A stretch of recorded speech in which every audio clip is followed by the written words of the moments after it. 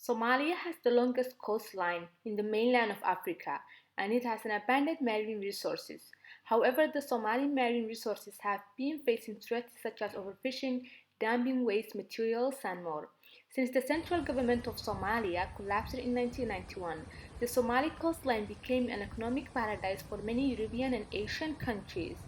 Taking advantage of the turbulent territorial water of Somalia inspired ships to register a flag of convenience to exploit Somalia's marine resources. As Somalia continues to struggle to build a strong nation state, its territorial water became where foreign fishing vessels dominate without any legal license or documents.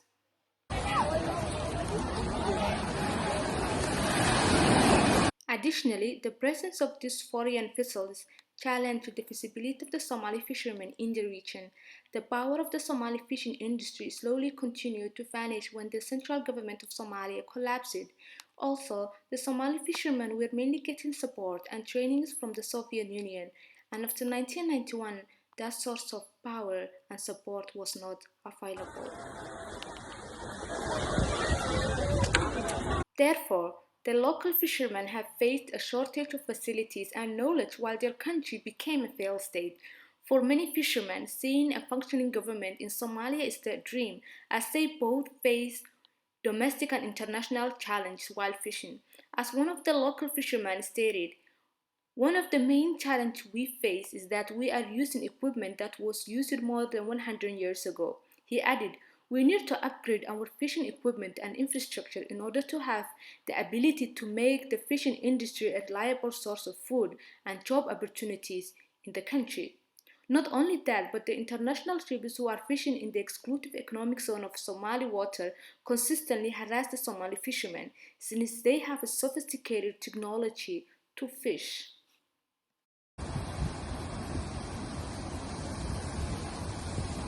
Although the fishing industry faced many challenges, it continued to be a beacon of hope for the Somali community. It has become an essential source of food since endless droughts and famine affect the other channels of income such as livestock. The vibrant fishing sector in Somalia is currently employing over 70,000 workers who are mainly youth, and it's contributing to $1,035 million to the economy of Somalia. However, the role of the Somali fishermen and their industry has been demonized internationally and they remain to be voiceless. For the past 3 decades, Somali piracy and their hijacking skills have terrorized the international community, although their complaints have been ignored in the past. Media presents a Western perspective of the Somali piracy, while the voices of the local fishermen remains to be absent.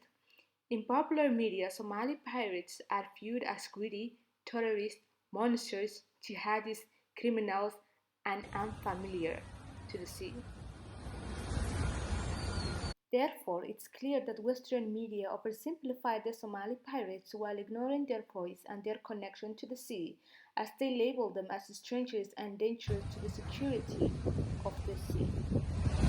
According to Ali and Murad, in their paper titled Unraveling Narratives of Piracy Discourses of Somali Pirates, they have stated denying Somali pirates the benefit of the context is not simply an act of ignorance, it's an act of imperialism. So, in this century, while the supply chain and the power of capitalism have dominated the world, the voice of the Somali fishermen faded away with the war against the rise of piracy and the power of imperialism.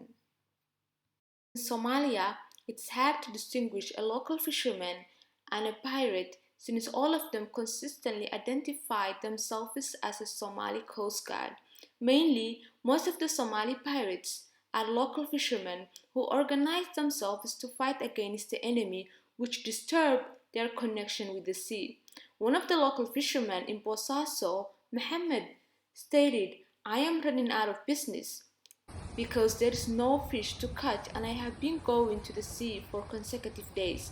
He added, I have 4 children and a wife to take care of it, and I have to pay their basic needs. According to Mohammed, huge ships come to the sea at night and they take everything. They don't leave anything behind, and since the government is weak, fishermen like Mohammed are forced to defend their sea. Mohammed added, I want my children to experience the beauty of the Somali Sea and its resources. According to Corin, Somali pirates assembled as a volunteer of Coast Guard. Therefore, many local fishermen ended up joining piracy in order to compensate for the resources they have lost while asking ransom. According to Curran, the primary motivating event for the rise in piracy was illegal overfishing and illegal dumping of toxic waste. Combine this devastated Somali fishing and remove a significant source of livelihood for those living in coastal communities.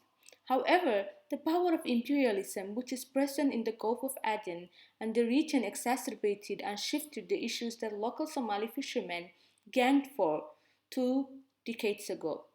Osman Farah was a member of the Somali piracy discourse back in 2012. He stated and told me, "We wanted the international community to support the local fishermen and their rights." He added, "We wanted to be aggressive so the international community could see how the territorial water of Somalia became a dumping waste and fishing zones for countries like Iran."